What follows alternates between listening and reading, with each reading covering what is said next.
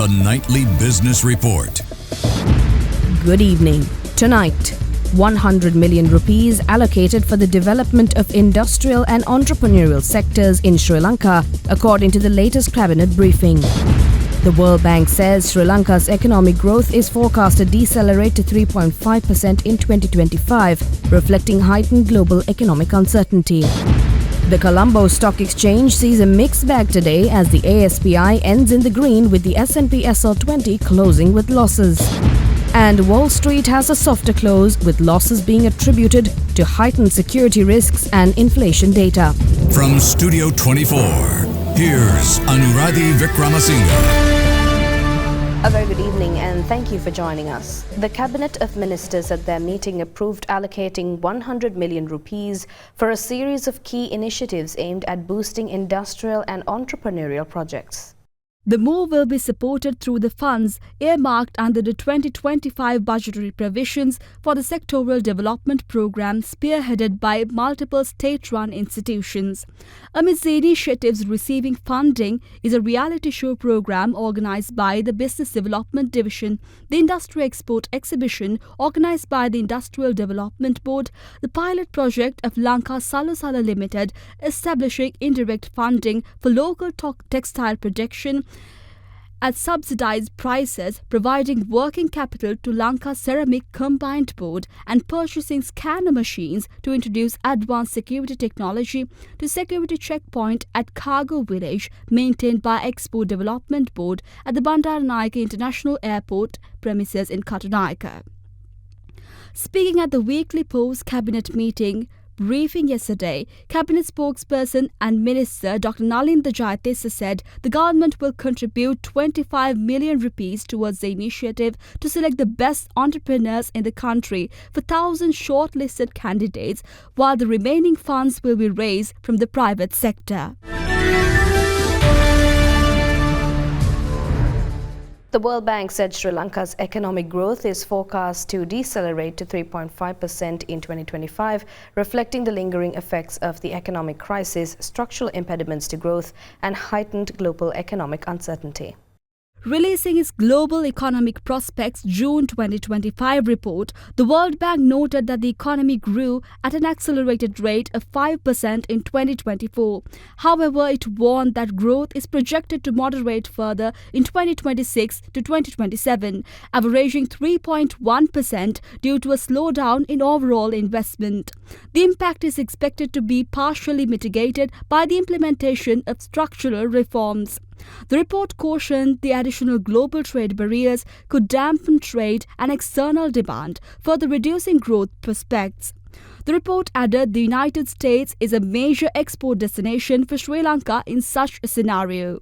As a result, the forecast for a per capita income growth remains below the average rates seen in the decade prior to the COVID-19 pandemic. This suggests a slower pace of poverty reduction amidst persistently high poverty levels. Food insecurity is also expected to remain widespread. Deputy Minister of Finance and Planning Harshana Surya Perumal said Sri Lanka's small and medium enterprises with defaulted loans have given more options to settle loans and liquidate assets at better prices. The minister said there will be about 160 billion rupees of defaulted SME loans according to the industry, and borrowers with loans of 70 billion rupees has contracted banks to restructure loans by the deadline. Following discussions with the government, a new circular has been issued by the central bank. Defaulted SMEs with loans below 10 million rupees were given an interest write-off 65% in December circular, and following requests, the threshold had now been raised to 25 million rupees. After discussions, some businessmen has proposed that they will be allowed to find buyers for collateral assets. If another customer of the bank was willing to buy the assets at a good price, the bank is not allowed to give loans for the buyer to purchase the asset, he said. The practice was not allowed due to some irregularities that had happened in the past.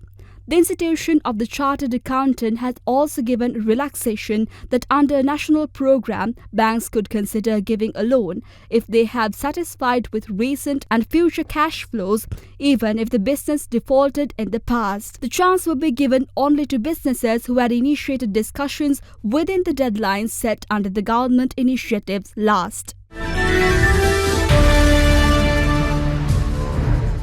In a landmark move to enhance cooperation between Sri Lankan financial professionals and their counterparts in the United Arab Emirates, the Association of Professional Bankers Sri Lanka and the Sri Lanka Bankers Association in the UAE signed a memorandum of understanding at the Consulate General of Sri Lanka for Dubai and the Northern Emirates. The signing ceremony took place under the patronage of Alexi Gunasekara, the Consul General of Sri Lanka for Dubai and the Northern Emirates. The MOU was formally signed by Anton Arumugam, the President of APBSL, and Istiaq Razik, the President of SLBA UAE. Commenting on the occasion, Anton Arumugam, President of the APBSL, stated that this partnership is a key step in APBSL's mission to extend its global footprint and provide support to members worldwide. The strategic agreement creates a framework for collaboration focused on sharing knowledge, supporting professional development, and strengthening financial ties between Sri Lanka and the UAE. It includes joint training programs, webinars, and certification courses for finance professionals, as well as networking opportunities. The partnership will also encourage collaborative research on industry trends, provide career mentoring, and host joint events and conferences to foster greater engagement between both associations. Commenting on the partnership, the Consul General Alexi Gunasekara stated, banking professionals are the cornerstone of economic stability and growth, and supporting Sri Lankan bankers in the UAE remains a vital priority. Let's take a short break now. This is the Nightly Business Report.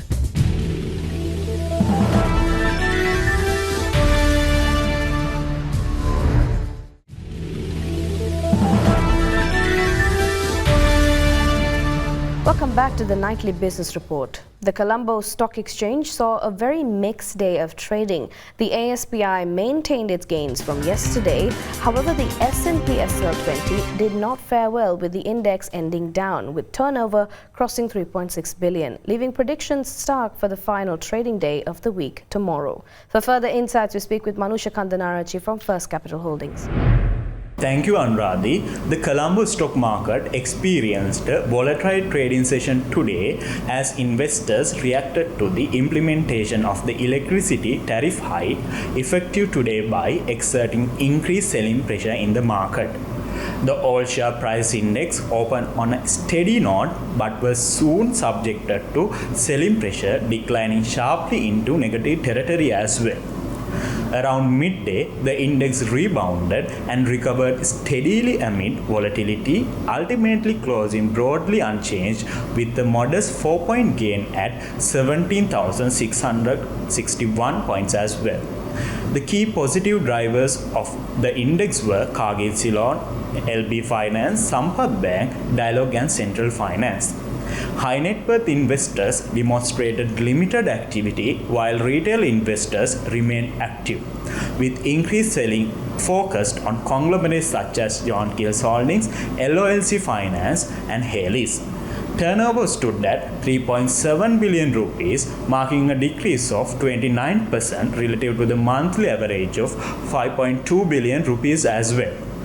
The diversified financial sector led today's turnover, contributing to 25%, followed by the banking and capital goods sectors jointly accounting for nearly 33%.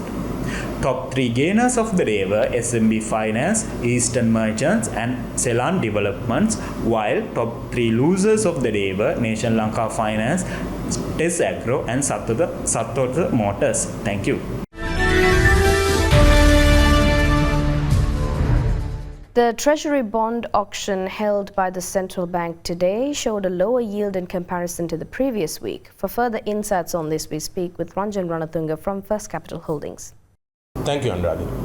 The Central Bank of Sri Lanka, or the CBSL, conducted this Treasury bond auction today and raised the fully offered 111 billion rupees.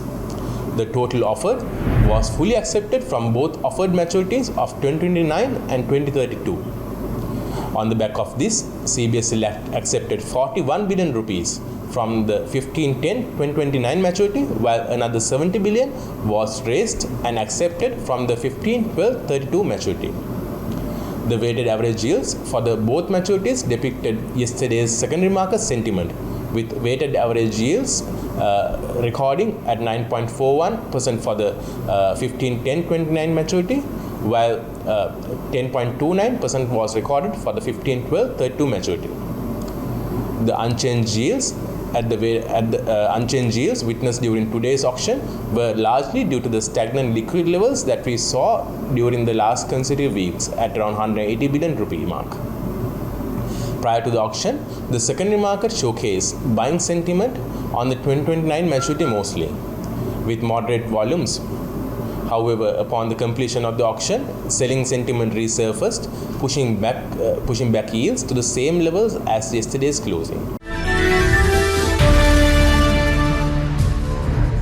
Gold prices rose sharply in Asian trade as safe haven demand was boosted by heightened concerns over military action with Iran, while President Donald Trump's comments on trade tariffs elicited a risk-averse reaction. Spot gold rose 0.6% to $3,374.94 an ounce, while gold futures for August rallied 1.5% to $3,394.60 an ounce. Heightened tensions in the Middle East, especially between Iran and Israel, were a key support point for gold after several reports said Israel was preparing to attack Iran if nuclear talks with the US were through. Bullion prices were already sitting on some gains this week amid increased uncertainty over US-China trade talks. While the talks appear to have yielded some progress, a lack of clear details on the agreement kept investors largely risk-averse. Oil prices eased today, reversing gains made earlier in the Asian trading session as market participants assessed a U.S. decision to move personnel from the Middle East ahead of talks with Iran over the latter's nuclear-related activity. Brent crude futures were down 49 cents or 0.7% to $69.28 a barrel, while U.S. West Texas Intermediate crude was 41 cents or 0.6% lower at $67.74 a barrel. A day earlier, both Brent and WTI surged more than 4% to their highest since early April. U.S. President Donald Trump said the U.S. was moving personnel because the Middle East could be a dangerous place. He also said the U.S. would not allow Iran to have a nuclear weapon. Iran has said its nuclear activity is peaceful. Increased tensions with Iran have raised the prospect of disruption to oil supplies, and the sides are set to meet on Sunday. The Sri Lankan rupee has appreciated further against the US dollar today. According to the Central Bank of Sri Lanka, the buying rate of the US dollar has reduced along with the selling rate. However, the Sri Lankan rupee has seen a depreciation against a basket of other foreign currencies, while it has also appreciated further against Gulf currencies. Let's take a closer look at how the Sri Lankan rupee is performing today against other major global currencies.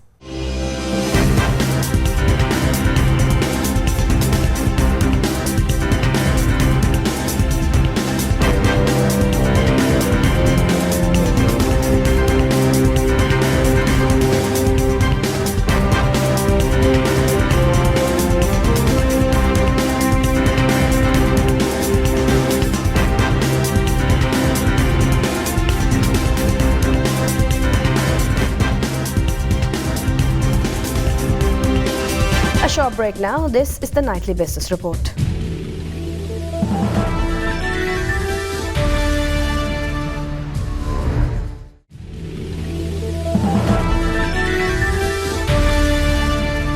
Welcome back.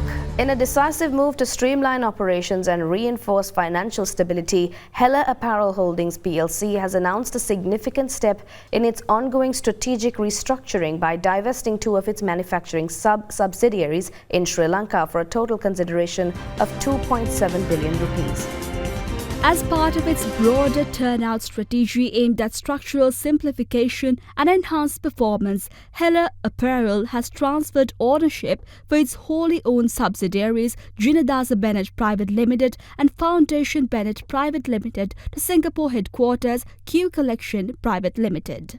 These entities collectively own companies' manufacturing plants in Narambala and Mavathagama, as well as a warehouse facility in Uhumiya. While the transaction marks the exist of two entities from the Hella Group, it also signifies the beginning of a broader strategic partnership between the two companies. Under the agreement, Hella will continue to market the production capacity of the diverse slated facilities to its global clients, with Q Collection fulfilling the orders. The arrangement is designed to ensure seamless service, delivery and preserve revenue continually, while freeing Hella to focus on its core operations and long-term competitiveness. Sri Lanka's LOLC Finance PLC has decided to repurchase 3.5 million of its issued shares to optimize its shareholder value. The total number of shares in issue is approximately 33 billion. LOLC Finance is offering to buy a share at 6 rupees each. The share was trading down at 6.10. The offer to repurchase is effective from the 30th of June to the 8th of July. Earlier, the LOLC Group had also reported a profit after tax of 41 billion rupees for the financial year 2024-2025, reflecting an 89% increase over the previous year, supported by an operating profit of 48 billion rupees. The robust performance was fueled by a steady expansion in financial services, a series of strategic international acquisitions, and improving economic conditions in Sri Lanka. The new Demo Academy for Technical Skills was opened in Paliagoda with an investment of 300 million rupees. The state-of-the-art facility marks a transformative step in the company's ongoing commitment to enhancing vocational training and fostering globally competitive technical professionals in Sri Lanka. Renowned German companies such as HomeServe Germany and MAN have partnered with DATS to assure guaranteed job placements for graduates, paving the way to secure rewarding careers abroad. Demo Academy head Vimukti Ramdaniya said at the moment they have 2 German accredited diplomas, a 3-year automobile diploma and a building services diploma covering mechanical, electrical, plumbing for the duration of 3.5 years. He said for those in particular courses outside of Germany, at the moment they are the only foreign institution which is fully recognized, and everything including examination papers coming from Germany. The trainers have the same German trainer qualification and the certificates in the same. Ramdani said apart from Germany, they had a large presence in Australia, Middle East countries, New Zealand, UK, Canada and the USA. The state-of-the-art facility in Paliagoda, 60,000 square feet large and starting next year, they have planned 2 more courses in different disciplines. TVS Motor Company has named Sudarshan Venu as incoming chairman of the company in recognition of his exemplary contributions to the company's sustained growth and strategic development during his tenure as director. The appointment comes into effect from the 25th of August, and Sudarshan will be appointed as chairman and managing director. Its current chairman, Sir Ralph Speth, has informed the board of directors that he will not be seeking reappointment as a company director at the upcoming annual general meeting. Consequently, he will step down as chairman of the company at the close of the AGM on the 22nd of August. The board will also be appointing Sir Ralph Speth as a chief mentor of the company for a period of 3 years effective 23rd of August, ensuring continued benefit from his extensive knowledge, experience and expertise.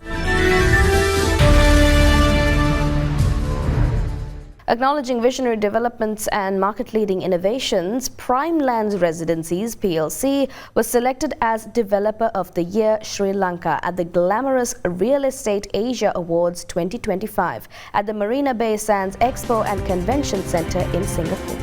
The ceremony united Asia's most influential real estate titans, industry pioneering and investment leaders is an evening that celebrates outstanding achievements in the region's dynamic property arena. The distinguished recognition now firmly elevates Prime Group among Asia's most elite developers. The converted award validates Prime Lands Residencies Private Limited's unwavering commitment to settle higher industry benchmarks through iconic projects that constantly integrate state-of-the-art design, sustainability and technological innovation. Prime Group Chairman Brahmanage Premulal said, "The recognition on Asia's most distinguished real estate platform endorsed 3-decade journey of transforming dreams into architectural reality."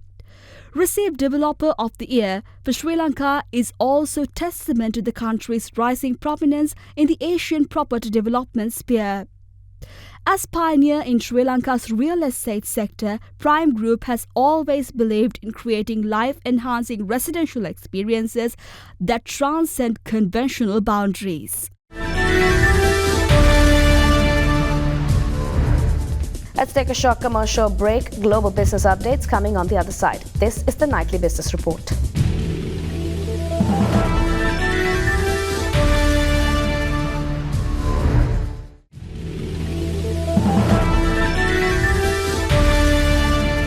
Welcome back to the Nightly Business Report. Asian stocks were a mixed bag today after US President Donald Trump warned that he will set trade tariffs on major economies in the coming weeks, while investors also held out for more details on a US-China trade deal.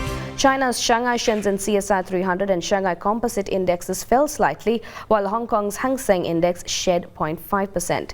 Japan's Nikkei 225 and Topix indexes were the worst performers for the day, losing 0.8% and 0.4% respectively. Australia's ASX 200 rose 0.2% on gains in energy and gold mining stocks. South Korea's Kospi was an outlier, rising 0.5% to a 3.5-year high on persistent optimism over the Liberal Party taking the presidency earlier this month. Singapore's Straits Times Index rose 0.3%, while GIFT Nifty 50 futures for India's Nifty 50 index rose 0.2%, pointing to a positive open. The S&P 500 ended lower with investors spooked by Middle East tensions, while a tame inflation report calmed concerns around tariff-driven price pressures. U.S. stocks ended lower on Wednesday, with the Dow unchanged, the S&P 500 slipping 0.25%, and the Nasdaq losing 0.5%.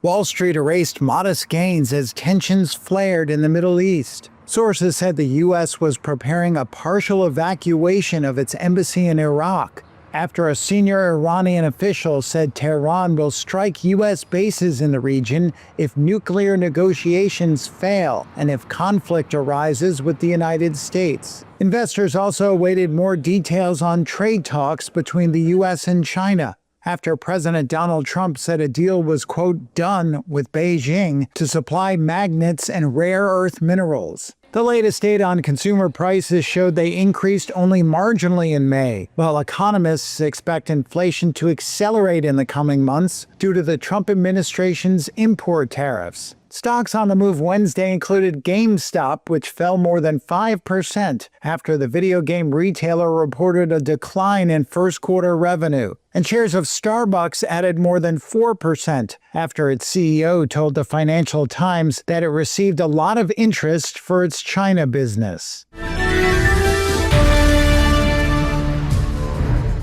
Meta and TikTok took their fight with tech regulators to Europe's General Court after branding supervisory fees levied upon them as disproportionate. Meta and TikTok challenged EU fees in Europe's second largest court on Wednesday, branding them as disproportionate and based on a flawed methodology.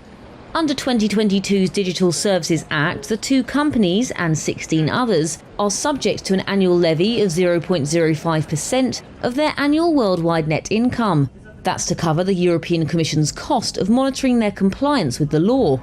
The fee's size is based on the number of the company's average monthly active users and whether the company posts a profit or loss in the preceding financial year. Meta told judges it wasn't trying to avoid paying its fair share of the fee, but questioned how it had been calculated. It said the total had been based on the revenue of the group, rather than of a subsidiary, and led to, quote, implausible and absurd results. Equally as critical, ByteDance-owned TikTok said the fee used, quote, inaccurate figures and discriminatory methods. The Commission argued that both groups had sufficient information to follow the fee figures reached, defending its calculations. The court is expected to issue its ruling next year. But that wraps up today's nightly business report. We value your opinion. Please do share your thoughts and feedback with us through email at feedback.ad24english@derana.lk or via WhatsApp at 076 805 7933. We'll see you again tomorrow with the latest updates across the business globe. Till then, I'm Anuradhi Vikramasinghe. Thank you very much for watching. Have a good night.